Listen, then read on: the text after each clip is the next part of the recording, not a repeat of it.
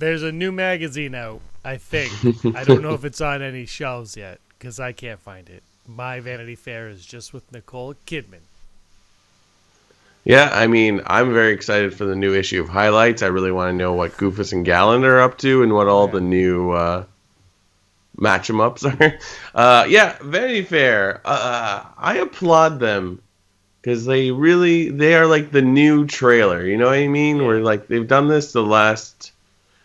I mean, 3 Saga films. Did they do one for Solo and Rogue One? No, not Solo Rogue One. No. I love it. It's great, and Leibowitz does a great work with the photos and all that. But yeah, I start to look forward to these all the time. It's great. I'm a comic book fan, and a lot of people say like the new thing to collect is magazines when they're like dropping all this info, like Entertainment Weekly with any Marvel things or what have you. But yeah, well, what an exciting week, James. Super exciting. My name is James. That's Brock. This is the Rebel Scum podcast. You're watching episode 128 because we've done this 128 times, which is kind of insane to think about. Guys, thanks for joining us. It means a lot to us. Please give us a like and a subscribe. Like it. I gotta learn how to say like it in like Wookiee or Rhodian or something, and we could start asking people to like it in different Star Wars languages. No, half people have no idea what we're saying, but we don't want those likes. We want the hardcore likes, and also the other likes. So we'll say it in English as well. Yeah, man, hit up them subscribe buttons. Vanity Fair. James, your first thought besides, oh my goodness. Well, I said this on a Patreon exclusive 1313 the other week that since I think like May the 4th, I've been seeing on the social medias how everybody's been like, when is it dropping? When are we getting the Vanity Fair? Because it was coming around the time of the year where we got it for The Last Jedi and where we got it for The Force Awakens. And it's a big deal, like you were saying. And then the night it dropped Wednesday, right? So on Tuesday night, I started seeing tweets like, okay, it's coming. And anybody that watched the YouTube channel knows that Andrew Fantasia had his unleashed on the Vanity Fair pictures because I knew you and I would be busy doing our Monday to Friday. Yeah, our lives. So Andrew, so that night I said, Andrew, look, this is going to happen. You need to do something. Yeah. But going into it, like I was on social media, was crazy just the amount of excitement people had before they were even released. Oh, wow, yeah. And then when they were released, I can't even. It was like the pictures were way better than I expected. Oh, really? Yeah. Not that I was expecting garbage pictures. They've always been amazing photographs. But there was something about them that they were more exciting than the ones in the past. Like the Last Jedi ones were awesome, but they were like, okay, yeah, Rey's on the island with a lightsaber. Canto Bight looks cool. This one was like, oh, what the hell is Finn riding right now? Like, what? Like Jenna has a bow and arrow. Okay, I'm all in. Like it was like that where I was just, and then Luke and R2 and your thoughts. I mean, it's great. You know what it is? It's like it's artsy behind the scenes shots, which that's and Leibowitz can take your pictures. They're gonna be artsy, but it's what's kind of nice because you get those cool like. Stage sort of photos where it's like, okay, you two sit in the cockpit of the Millennium Falcon and do this. And then there's like, oh, here we are on set. We're about to shoot the scene that you saw part of in the trailer. You're like, oh. I mean, I like seeing the shot where it's Chewbacca, Finn, and Rey getting ready for that chase scene. And in my head, I never put Rey in that chase scene because when we see footage of that scene, it's usually Poe and Finn on this skiff or whatever it is, and then C-3PO, like I think Chewie's in the trailer. So it's like it's nice to have those little nuggets dropped in. It's like, oh, Rey's there too. I'm like, oh, great. We get a name. I mean, how deep do we want to go into this? Are we repeating ourselves? All the way. Let's go all the way. Pisana, that's the new desert planet. Now, James, are you upset that it's not? I mean, I think we were already figuring it wasn't Jakku and it wasn't Tatooine, but are you excited that there's a new desert planet, or do you wish we were going back to an old familiar place? Well, this is just one planet of what I'm Yeah, guessing of will course. be many. Look, my thing is a lot of people brought it up. Oh, another desert planet. Like, how many are in the galaxy? Apparently, a lot. I'm actually glad though that it is a different desert planet because every time we saw images of it, which was very rare, it didn't look like Jakku or Tatooine. Like I think we were just trying to convince ourselves that it was. But if you look at it, it actually looks. It doesn't have the same aesthetic as those two. Like Jakku and Tatooine. Let's be honest, they could be the same planet. This one though had little like shrubs. There was just little things about it that to me were a little bit different, and I think I would have been, it's a different location for shooting too, so I think I would have been a little off. Not, I mean, when watching, I probably wouldn't care, but thinking about it, I don't know. I think this is the beginning of the movie, like the first half hour. Oh, really? I think that whatever's happening on Pasan, it's Pasan, right? Pasana. Yeah. I think whatever's happening I don't know. there, whatever is happening there is going to set in motion the events of Rise of Skywalker. Okay. That is what I think, and that's why we're seeing that so heavy in all of the stuff. Now, I don't understand why Kylo Ren or whoever would have that tie come down and try to take out Rey without shooting her. I don't have all the answers. Actually, I have none. But I'm suspecting this is early on. But if we go by if we're going, and this is Star Wars, so we always assume everything exactly the same. But if we go on patterns of how these movies are shot, they typically go to the desert planet early in the movie, right? We go to Jakku in the beginning of Force Awakens. We go to Tatooine in the beginning of Return of the Jedi and A New Hope. I guess Force Awakens, Phantom Menace kind of scrambles that. But I don't know. We could say that. I don't like to go on those patterns. But I do like that idea. Maybe we open on this planet and they're trying to gather new resistance members, right? The new people,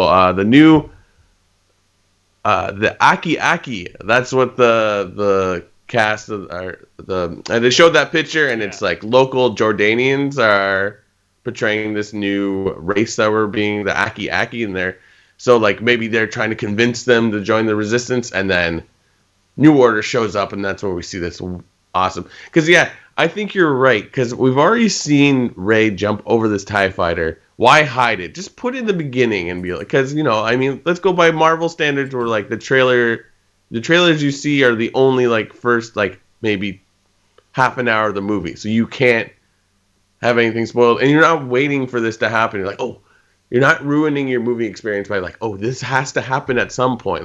Get it out of the way. So yeah, I agree with that. I like that a lot. That whole Leia sequence hugging Rey, I feel like that's early on too, and that scene happens, and they depart for Pasana.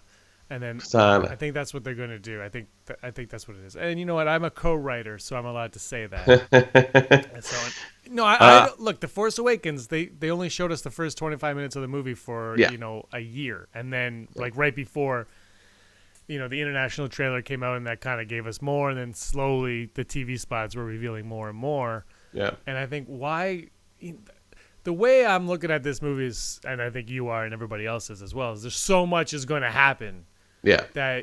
And it's Star Wars too. I think the difference between this and Last Jedi, they had your ticket going into the weekend. You know what I mean? They had everyone's money going in.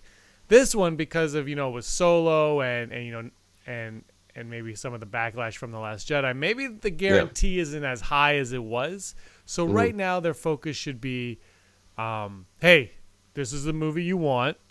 Just kind of show us, She VP's laugh, let us hear that, and show us a lot of adventure and excitement, which they did. I think they succeeded in that teaser. And then we have the 3-year wait, so I think all of that combined is going to reel people in. But I just think Star Wars, once you show us that, I guess the nostalgia factor or whatever you want to call it is in this. They'll win back not all of the fans that they lost, but a portion of them, enough of them anyway. And then the rest of it, you don't have to show us anything. It's think of Endgame. They didn't even have to have a trailer for that movie. You know what? They just been guess what? The last Marvel movie is coming out in April. You're just go see it. Like, Yeah. what's it called? Doesn't matter. Just go watch it. And this, to a lesser degree now, I would say, is the same thing, where it's Star Wars. It's going to sell itself. And I think that's what they're hoping for in 3 years as well. Yeah, I mean, it's always, like we said it before, if you put it out at Christmas, people are going to see it because it says Star Wars. I think we're a ways away from the Star Wars name ever being considered trash. You know what I mean? People that don't get excited about Star Wars as much as we do still see it like, oh, Star Wars, you know? I mean, it's the reason why there's 8 Fast and the Furious movies and soon to be 9. Like, people are like, oh, I understand what that is, you know? People love branding. Like, look how many CSI, NCIS, Law and Orders there were. And it's just like, oh, I'll give it a chance because I like that brand and I'll give into it. So, yeah, I mean, mentioning Law and Order, I love these creatures' names that we see. What's Naomi Aki's character called again? Janna and Finn riding. They're Orbox, which immediately makes me think of Jerry Orbach, who is the detective on Law and Order for many a year, and he also never puts baby in the corner. But yeah, Orbox. It's amazing because you know what? This Vanity Fair is like when they put out a new like visual dictionary or the artwork of one of these movies where you're just combing for information. You know, it's like. So it's like you have to read all the captions. It's like, oh, what's this? It's like, that's called that. They don't drop information in the article per se. It's more of a focus on the movie. So it's like Zori Bliss in the Thieves' Quarter of Kim Kajimi. I'm like, ooh, what's the Thieves' Quarter? It's the Thieves' Quarter. That's the best part. There are other quarters as well. Mm-hmm. They did actually have one tidbit of information that they had to retract later. Oh, really? I didn't hear about that. Yes. So in the article posted online, at least, maybe this is why we can't find it on shelves. They say that in the trailer, Kylo Ren is seen taking out a Knight of Ren. Oh, yes, I did read that. Yeah, and they had to take it back and say, actually, we misspoke. So, Brock, here's an impromptu, never tell me the odds. Yeah. The odds of Kylo Ren actually taking out a Knight of Ren in that scene in the trailer. I think high. Obviously, I'm chomping at the bit for more Knights of Ren, an explanation of what a Knight of Ren is. But I can totally see Kylo just betraying everyone around him. As we all know, I'm not a fan of Ben Demption, so it's just like, keep with his character where it's just like, nah. Make him Thanos. Basically, make him Thanos. So even after watching Endgame, he kind of is still who he is. It's like, this is my plan. I don't agree with you. I'm going with the way. So him going against the Knights of Ren, let's do it. Because guess what? We'll probably get sick lightsaber battles if that happens. Right? And that's what we want. If they have lightsabers. But like, come on. I hope Kylo Ren has a path and he sticks with that path and he doesn't deviate from it. And maybe he teams up with Rey again. Maybe he teams up with Poe and Finn and his mom and who knows. But at the end of the day, more lightsaber action. And they kind of tease that in that one picture where they might be on the Death Star, they might be on the Falcon. There's water splashing all around them. Could be kind of cool to see. I don't know what Patreon Aaron Quinton pointed out on his Twitter account that their eye lines and like the way they're moving, they actually don't look like they're against one another. That there's something else at play there, which is curious. Who knows? I'm wondering if that's the water quarters of the planet that Carrie Russell. What's her character's name? Zora Bliss. Zori Bliss. Zori Bliss. I wonder if that's the water quarters of the water quarter of Kajimi. Yeah, the water quarters. You mean the docks? Yeah, it's just the docks. Well, actually, Brock, let's side act right now. Is she the pilot of the ship that stranded Rey on Jakku? Ooh, what? I didn't even remotely think about that. So this is going around. So a lot of people pointed out that in the teaser trailer for the Rise of Skywalker, Rise of this, whatever it's called, that you see a ship underwater kind of swimming about like that. And it's the same looking ship as the one that dropped Rey off on Jakku. And Yes. also, if you think about it, why else would they put that in the teaser than to tease the return of that ship? And where that ship is going looks very similar to the Thieves' Quarter of Camino 2 or whatever it's called. So, Brock, is Rey going to find her to find out why the hell she was left on Jakku? I love that. That sounds good because it kind of doesn't. You look at that character and you're like, what is this character? And like to give it a helmet, it's her an helmet. Kind of there's got to be depth to this character because I feel like when you get put in a helmet in Star Wars, you either aren't important and you're just cool looking, or you're valid for some reason. I mean, it's the Boba effect. the Boba Fett effects. Then there's the one in the middle, which is known as Phasma. Phasma, exactly. On a scale of Vader to Stormtrooper, you're about in the Phasma region. Oh my gosh, we actually have to. We should actually hash that out sometime. Oh my god, I like that a lot.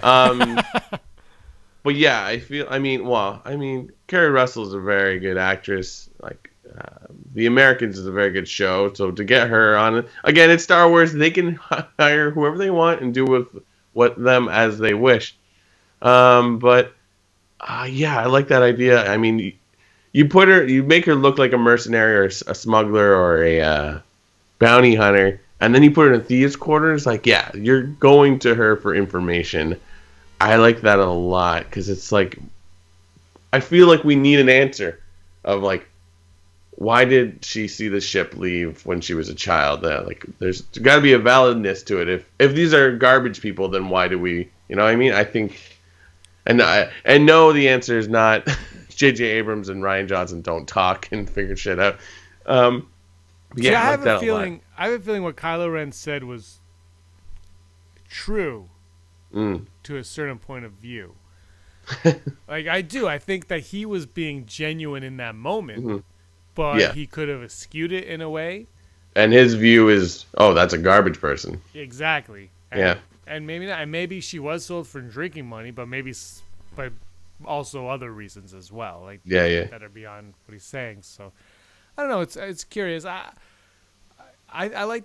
This is the one thing about J.J. Abrams coming back that really made me happy from the get-go was, okay, we are going to get his answers. Because, look, it would have been fine if you came in, Brock, and you're like, I'm going to write the last one, and Rey is a Fett.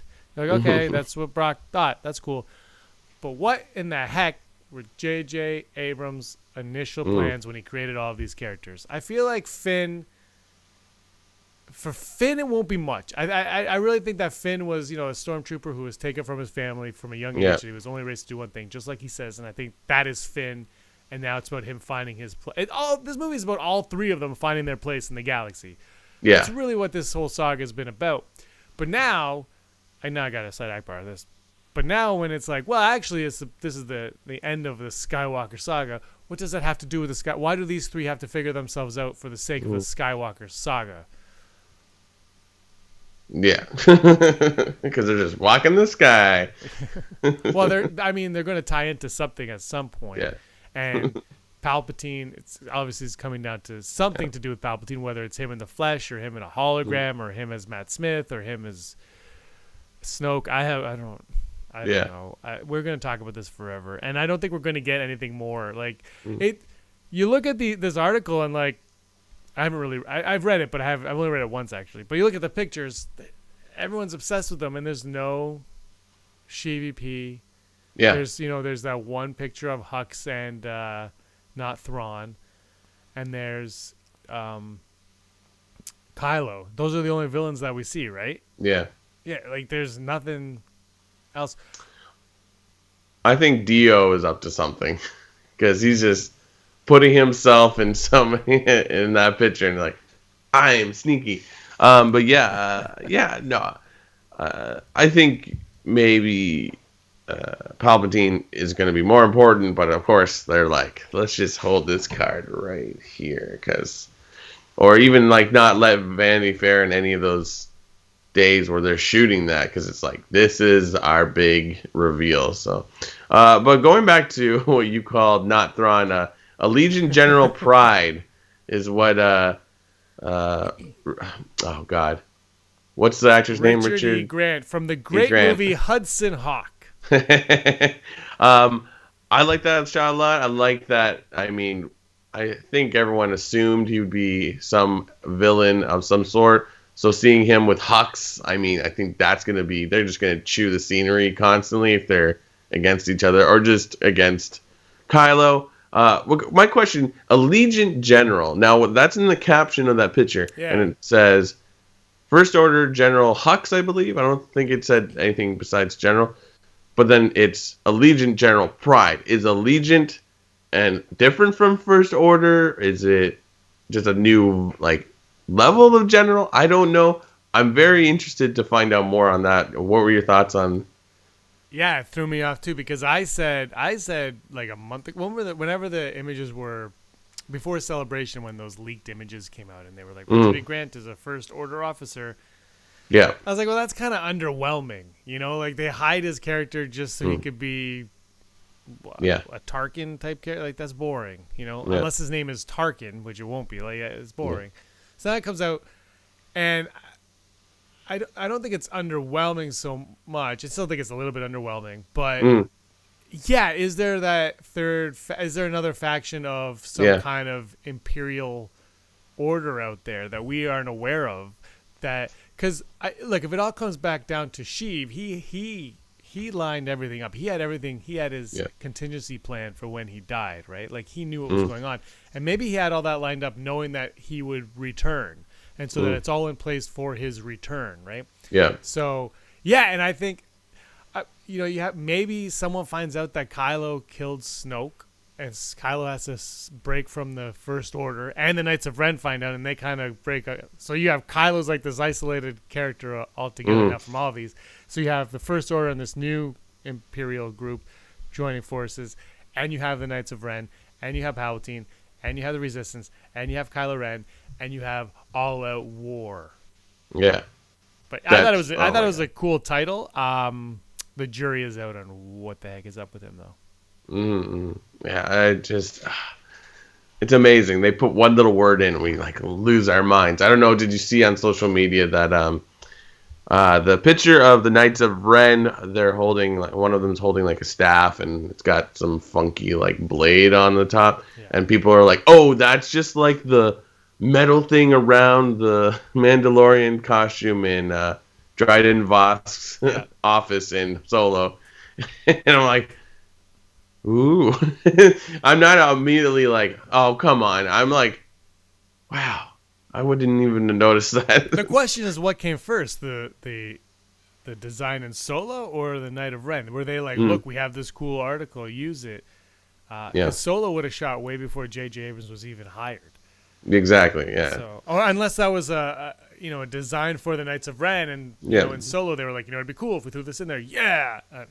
So it's those questions that personally I'm more intrigued by. Yeah. It's was that on purpose, or were you guys just like, we have this cool weapon, you want to reuse it? Yup. It wouldn't be the first time in Star Wars. No, but which is also a great story. I don't care. It is. It'd be nicer to notice that years later, sort of thing. That's one fun things about Star Wars are oh, that's just the same, IG-88 is just an old moisture antenna. Well, hey, you know what? When these movies start being released every 2 years, that'll happen. Yeah. We'll start. Okay, we got one question from Hayek's Ghost over on Twitter, and I want to bring this up because of what you just said about that Solo Knights of Ren word that I can't think of right now. It has to do with fan service. So Hayek's Ghost says, how heavy on fan service will Rise of Skywalker be? Do they play it super safe and have something for fans in every other scene, or do they think they're okay and don't need the fan service? Fan service is something that I want to talk a lot about leading up into the release in December, because I have a lot of heavy thoughts on it. What about you, Brock? In regards to fan service, I think there's an importance to it sometimes, because it's sort of you kind of have to hand people here, we know you like this. Thank you for staying with us this long. I think with J.J. Abrams, because that's what he's referring to more. How is J.J. Abrams going to approach this movie, or did he mean like Lucasfilm in general? I think a combination of what are we going to get. I think Lucasfilm, as much as they want to keep their fans happy, they're also like, no, like, I mean, I know George Lucas thought it up, but like, let's just call Lucasfilm as a collective. Like, we've created this idea, and you're entranced by it. You like, let's say, 75% of what we've put out in the last few years. Let us continue to do our jobs. And then J.J. Abrams, I don't think, he's a guy who's like, you came to me, I didn't beg you, so, like, let me do the movie I want to do. But I think, fan service, I'm trying to think, there was something in Last Jedi, or maybe it was Solo, that I was just like, oh yeah, like, that's exactly what we've been wanting for so long. I can't remember what it is, but, like, I don't know,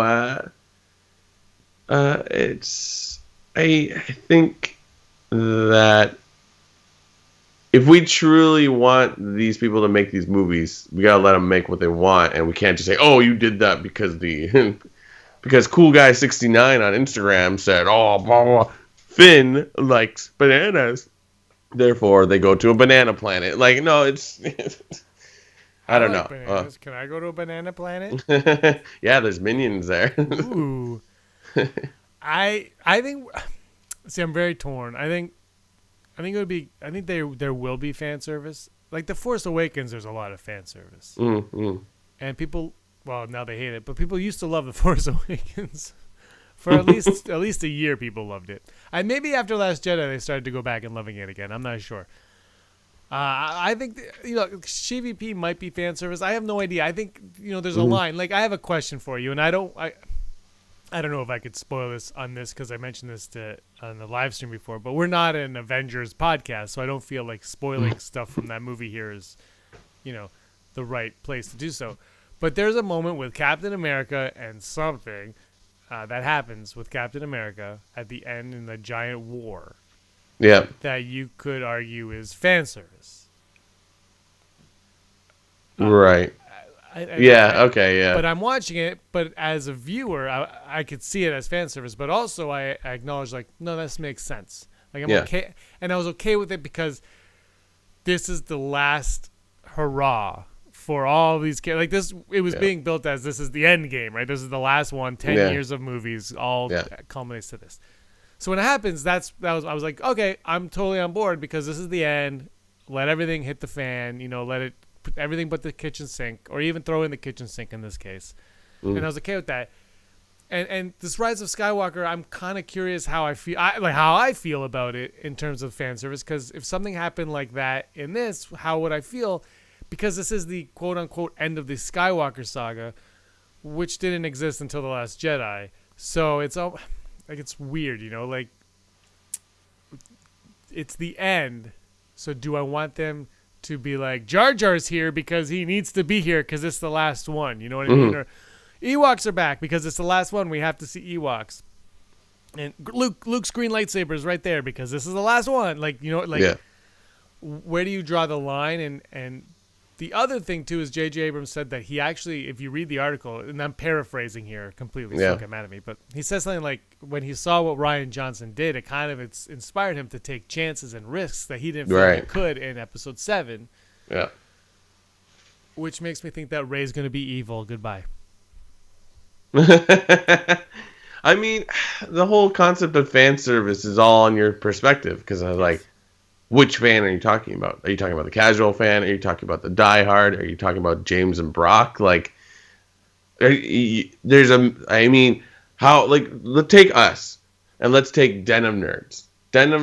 Josh at Denim Nerds, and then us. Or even the three of us as separate entities. How I like Star Wars, and how you like Star Wars, and how Josh likes Star Wars are so, I don't want to say diametrically opposed, but like, they're different. So it's sort of like, what you can't. How can you call it fan service if you don't know what kind of fan you're servicing? I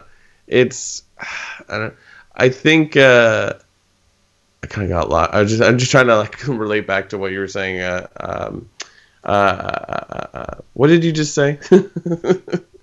Well, how much is too much fan service? Like, that's really Yeah, yeah. And then you were talking about sorry, that was it. The Avengers. So it's sort of like it gets to a point. I mean, I think we said in the past couple episodes, like, oh, wouldn't it be nice if we get a little slice of each planet? I mean, the new ending of Return of the Jedi, where you see Coruscant and Naboo, is that fan service?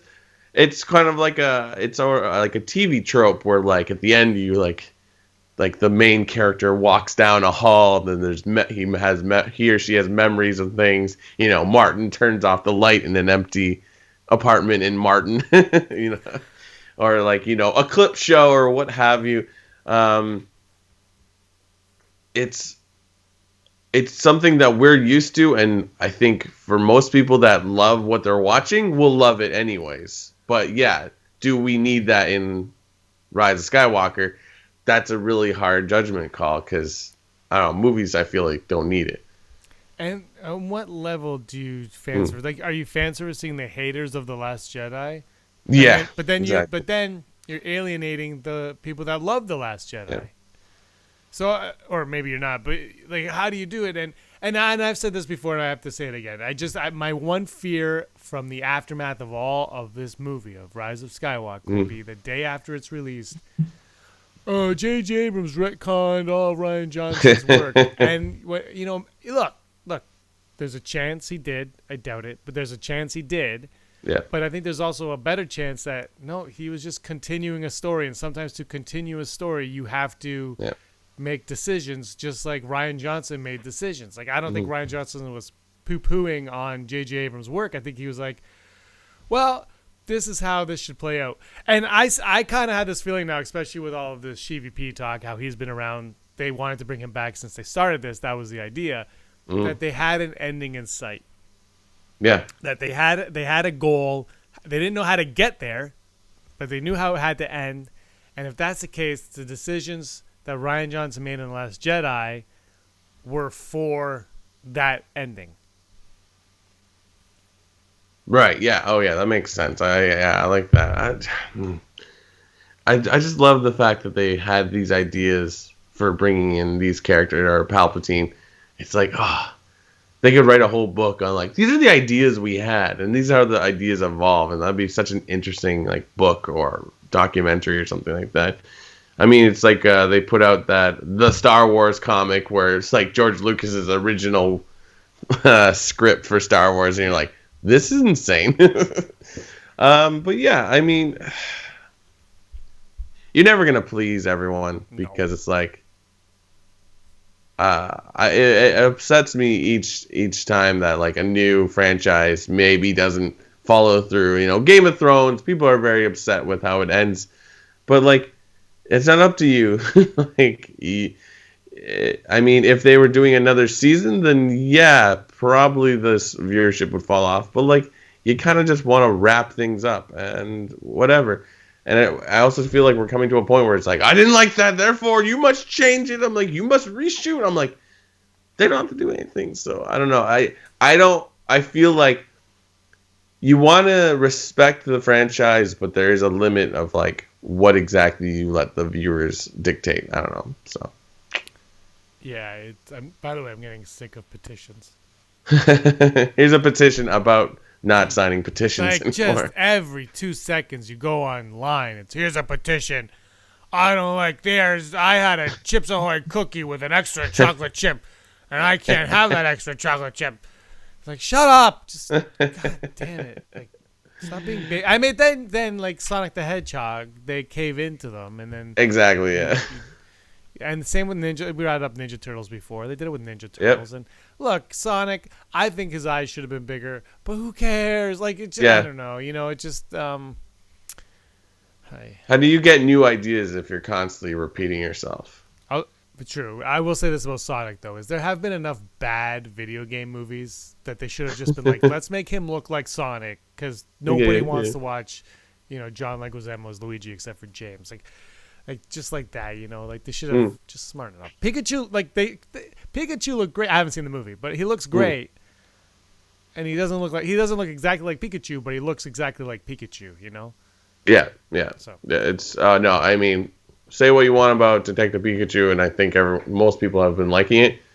just visually, it's really cool. Like, obviously, if you don't care about Pokemon, it has no bearing. But like to watch this world where the creatures are walking around, you're like, wow. You could. Someone I was talking to is like, you could just leave it on your TV with no audio on, and it's just visually stimulating. So All right, I haven't seen. I think I'm seeing it.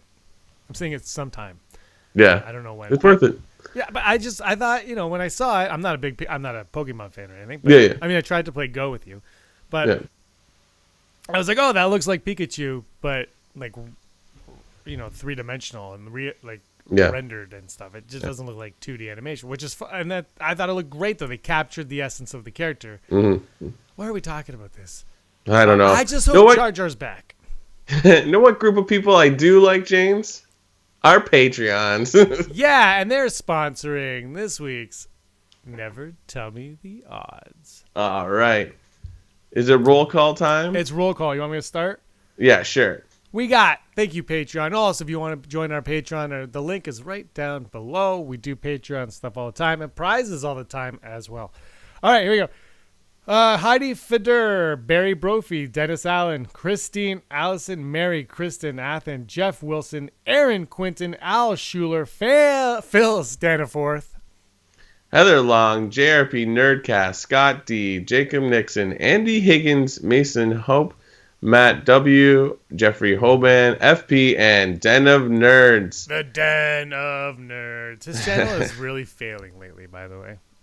Everybody get over there and support the Den of Nerds.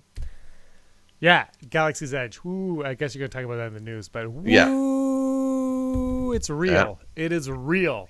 The realness. It's like I'm seeing pictures of people in the park, which I don't even think you're allowed to take pictures in there, but people are taking pictures there. They're coming home with their lightsabers and their droids and all these things. And do you see the picture of all the cast members around the Millennium Falcon? They're still looking for stormtroopers too.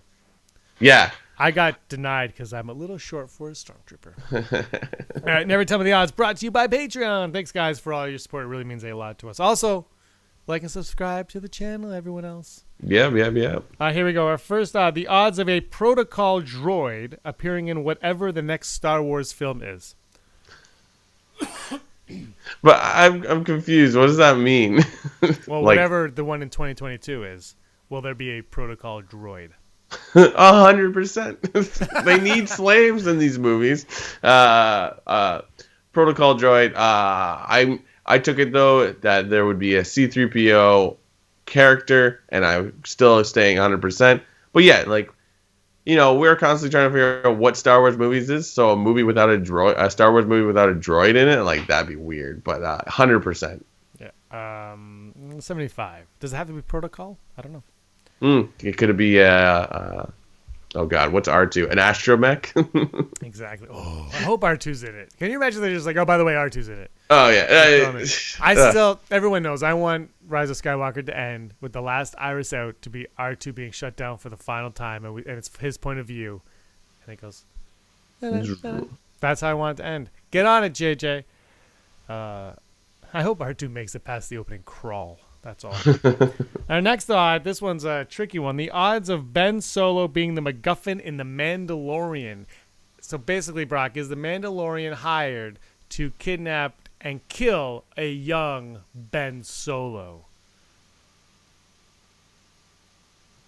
No. like a I don't know. 40-year-old Ben Solo. I know a MacGuffin can be a person, but I always take it as an item or an artifact. I'm going to go 60% because I do like the idea of Kylo Ren in some form being associated with the Mandalorian. That's the only reason why I want to go with this, but I see it more as a cameo or a connection. And he's hired by Snoke to do so. Yeah. 11% from me. I think it's really cool, but I just don't think they're going to tie into the Skywalker saga in that respect. Do you think there'll be first order mentions though, or well, this is 5 years after the Empire is kind of right, so they're not really existing yet. So I don't think the first order will be around, but I think, Werner Herzog plays like an old Imperial officer, and I think stormtroopers. I heard they're in hiding and stuff because they're the bad guys for real now. Yeah. So I'm curious. Our final odd today, the odds of Kylo Ren wearing his mask for over 80% in the Rise of Skywalker. I'm going to go 80% on the 80% because, like, I think Adam Driver has no problem wearing that mask because I think he wore it more than I expected in Force Awakens. So, yeah, and it's a cool mask. Why fuse it back together and not wear it a lot? I'm going to go full Brock. Fair. The reason I'm going full Brock is because there's a part of me that thinks he won't wear it at all. Really interesting. Yeah, I feel like another part of me thinks he is, so that's why I'm going full Brock. A part of me, though, thinks that he won't wear it whatsoever, and somebody else will don the Kylo Ren mask. And maybe that's Hux. I don't know. Someone else will don that mask. So that's where I'm going with that. And I have to gather my thoughts more to actually process and say what I'm saying properly, thinking properly, because I have some ideas, but I haven't figured them out. But full Brock. I got to go full Brock. Because, I mean, I would love to see him in it, because that was the face of The Force Awakens. You know, like, that was the whole marketing campaign for The Force Awakens was Kylo Ren's mask. And it's equal to Vader's mask in terms of marketing. So that is, those are our Never Tell Me the Odds. Let us know what you think of the odds in the comments down below. Brock, go for it. It's Hollow News, the news you need to know. We already pretty much talked about my main story. This week, it's more or less been dropped that I'm going to totally screw her name up. Or I assume it is a woman. Leda Calogridis, who wrote Alita, Battle Angel, and the upcoming Avatar sequel, is close to finishing the first script for a potential Knights of the Old Republic trilogy, and apparently there's 3 sources on that. Who these sources are, I do not know. But yeah, so she is working on this script that potentially is Knights of the Old Republic. One cool fact is she'll be the second woman to work on a Star Wars script. The first being Lee Brackett, who co-wrote Empire Strikes Back with Lawrence Kasdan. But yeah, there's not a lot of info on this, but it's interesting to know that someone's working on a script. I mean, it's hypothetical that she could be working on something, the script that Benioff and Weiss, or possibly Rian Johnson, their trilogy, or maybe it's a TV show. But there's a lot of backing that she's working on Knights of the Old Republic, so that's exciting. Obviously, that's an ongoing story, so we'll try to keep track on it. As already mentioned, Galaxy's Edge has put out their own map for the park because the opening is vastly approaching. It's next week. How exciting! But the artwork map, if you've ever been to Disney, it looks exactly like any of those maps. It was released, and if you go on the Disneyland app, you can actually see it now. It used to be just coming soon, Galaxy's Edge. But now you can zoom in on this artwork. You can see the names, so you can start planning out your trip already. Millennium Falcon. What was it? I forget the names. I had one written down here. But, the Droid Factory, the junk thing. There's a Toydarian Toys where you can get your blue milk. So you can start figuring that out. It's going to be a 14-acre park that will be accessible from Fantasyland, Critter Country, and Frontierland. So it is, I guess, officially part of the Magic Kingdom in Disneyland. Don't quote me on that, but so that's interesting. It's not a separate ticket to my knowledge, but we will see. That's very exciting. I am very excited for this park.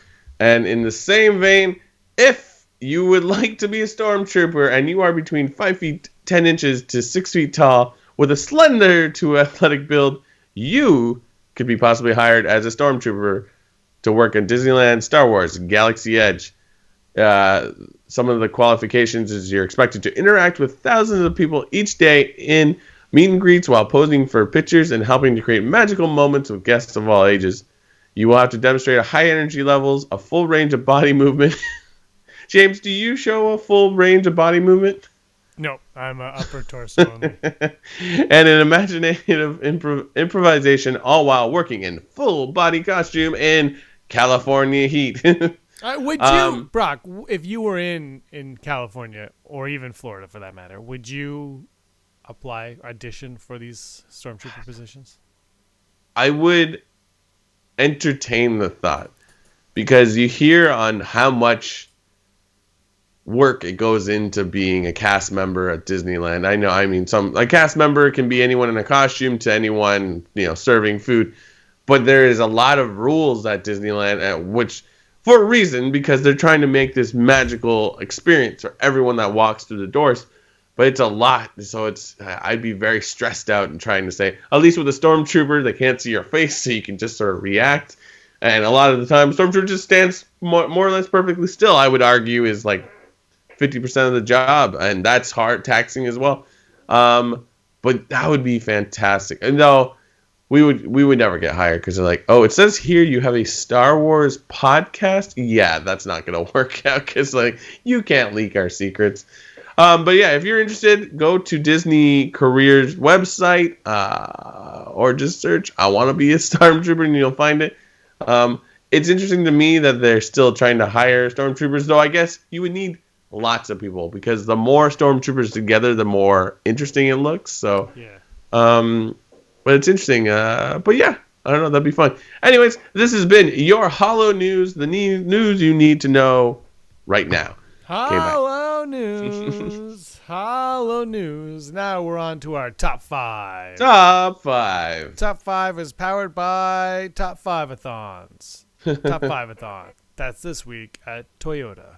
What? I don't know. Today's top 5 really is an overflow from last week. We're going to do top 5 Phantom Menace moments. Because it was the 20th anniversary a week ago of the Phantom Menace, which is the greatest Star Wars movie. You know what?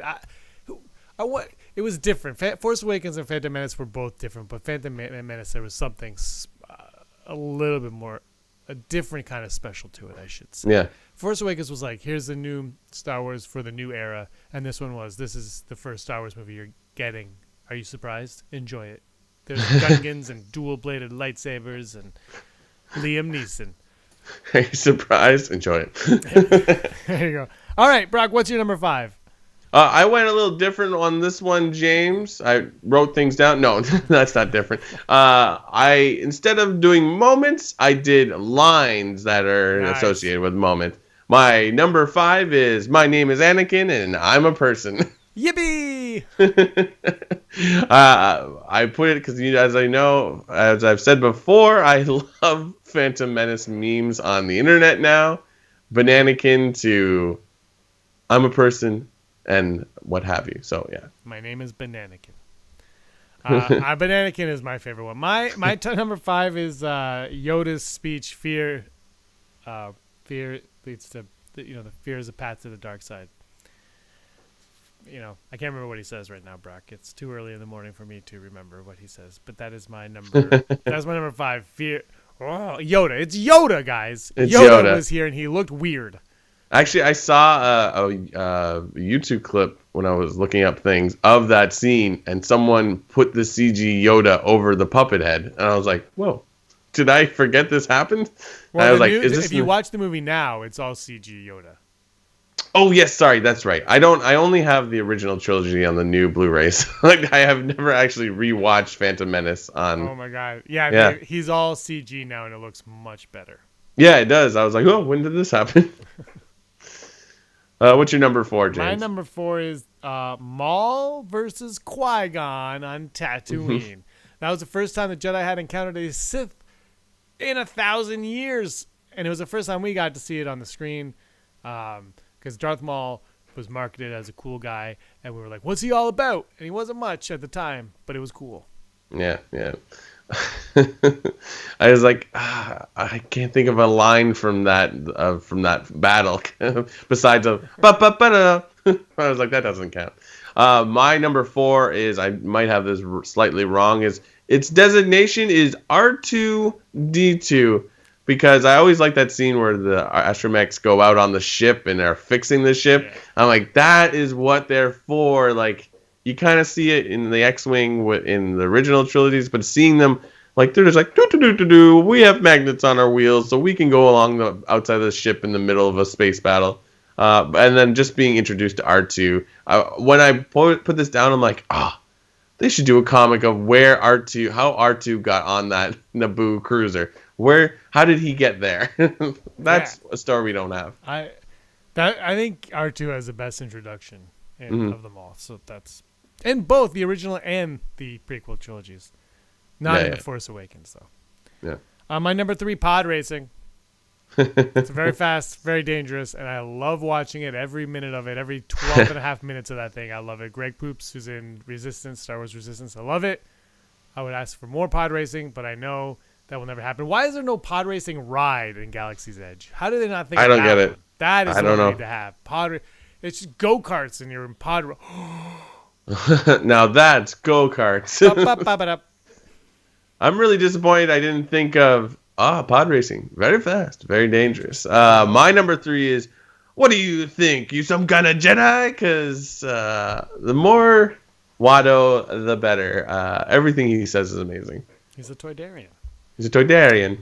My number 2 is, you've already mentioned, the introduction of R2-D2, Your Highness. Yeah. Because it's phenomenal. Like you said, you got to see astromech droids do their things. And it's the beginning of the hero of our journey who will end it all in December when he gets shut down for good.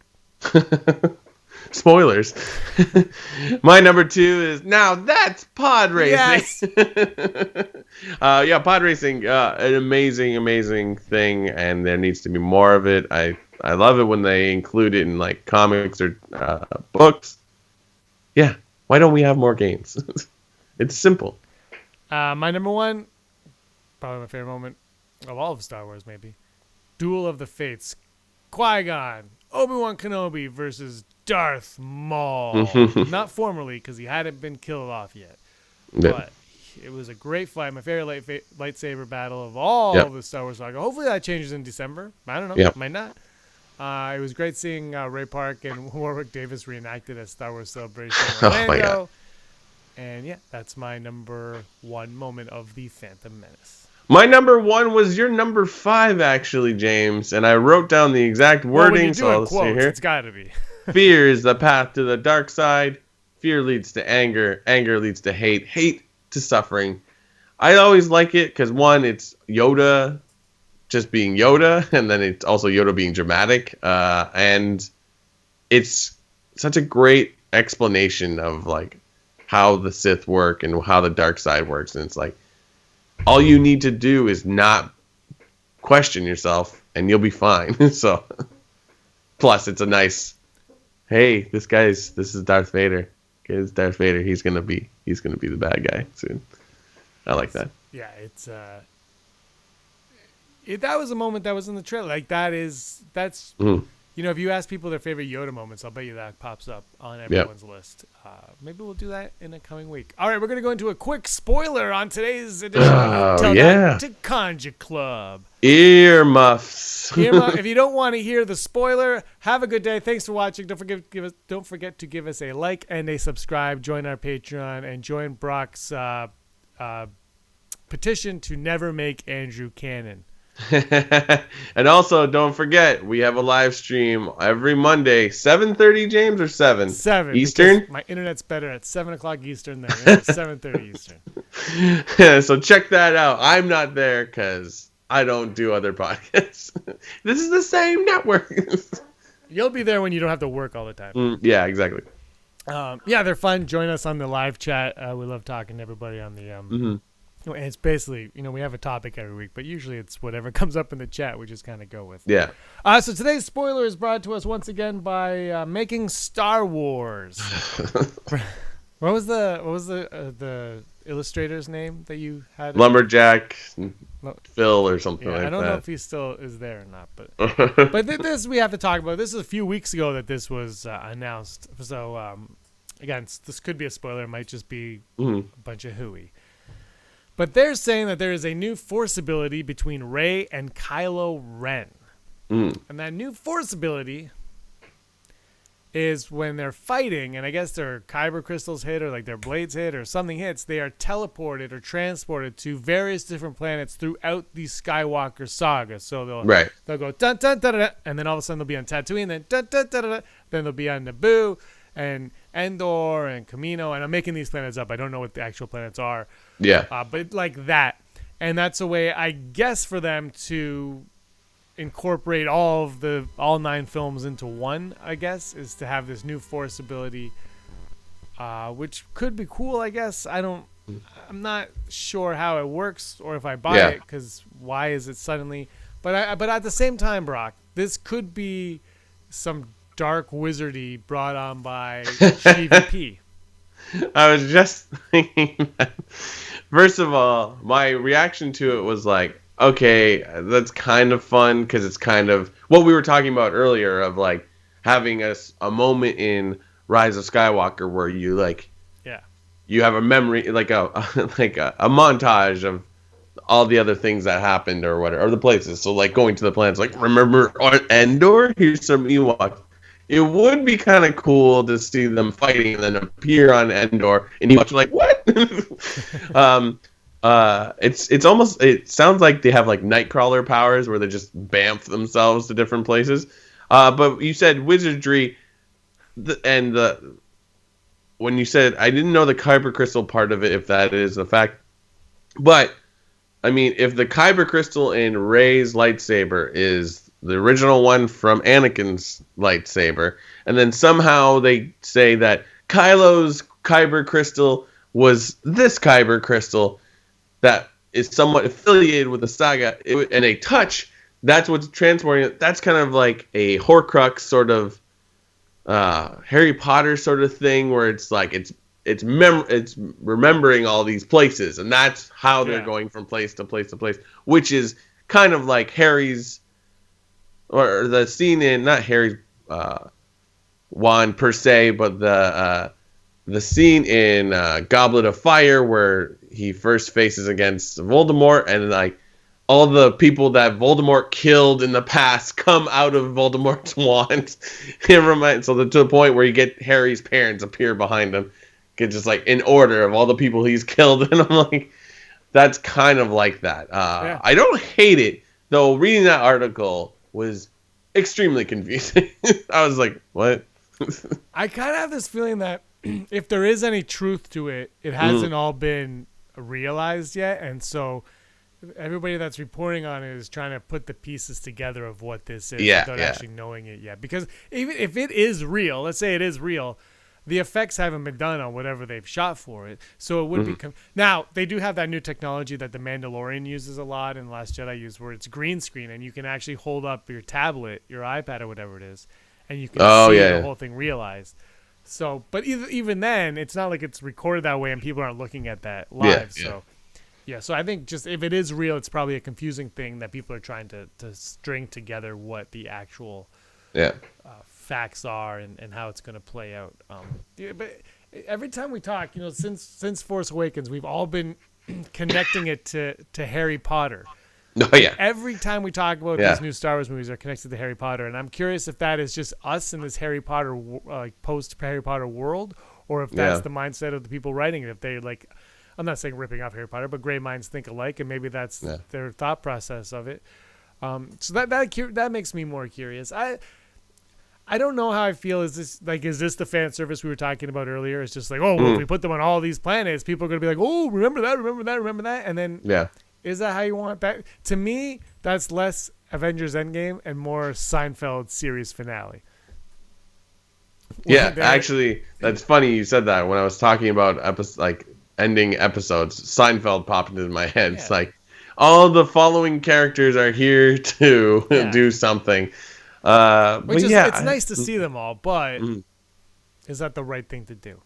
Yeah. I mean, in Seinfeld, it made sense because they're like, these people are awful. Look at the people they've affected, and now they must go to jail, and the show must end. I don't know. I'm very. I'm not saying I'm against some stuff like that, but it just seems lazy. You know what I mean? I'm not saying they can't figure out a way to incorporate it into a movie and it makes sense, but it just feels lazy. It's like okay, we have this movie. We know we're gonna do 20 minutes on this, so let's just work around that. I mean, I know that's not how it works, but you know what I mean. Like, Yep. uh, I don't know.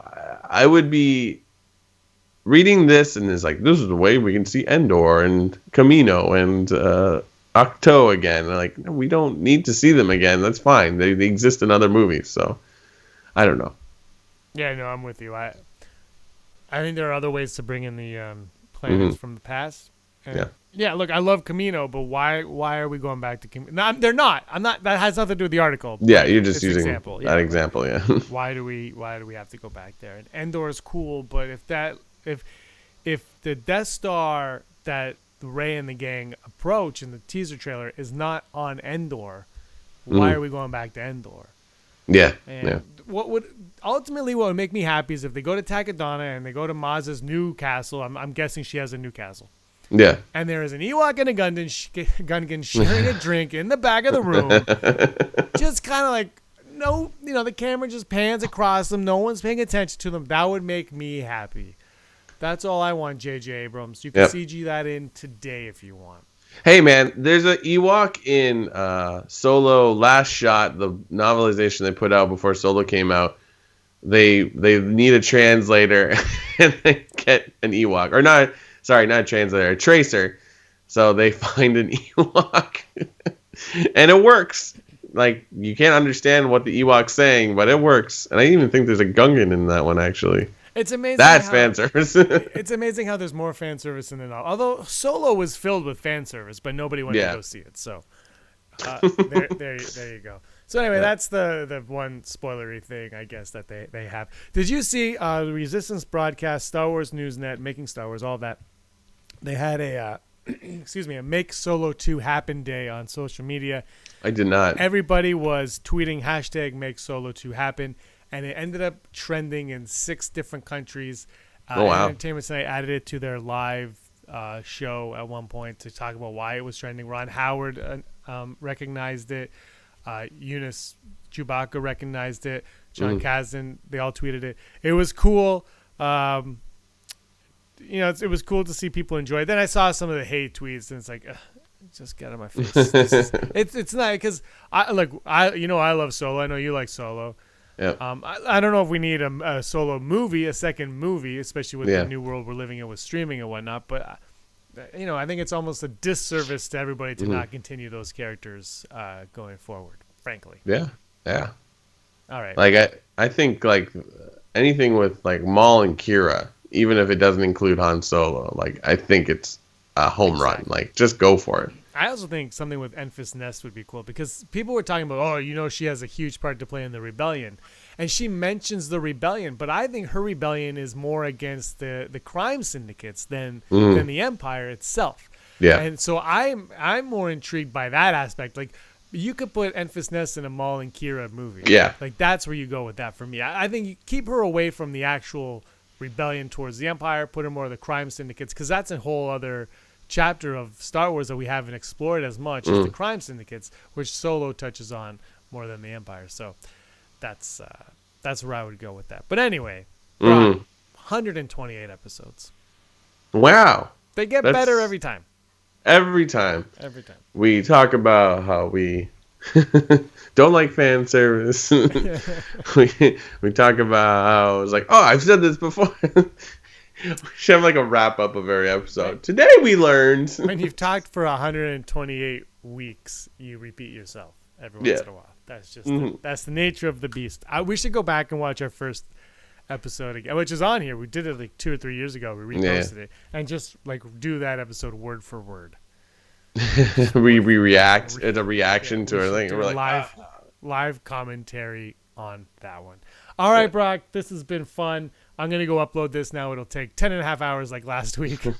And do you know why that is? Why? It's because you were always scum. Wi-Fi scum. Hey scumbags, thanks for watching. Don't forget to give us a thumbs up on our video. As always, please subscribe to our YouTube channel, Rebel Scum Podcast, for all the latest videos.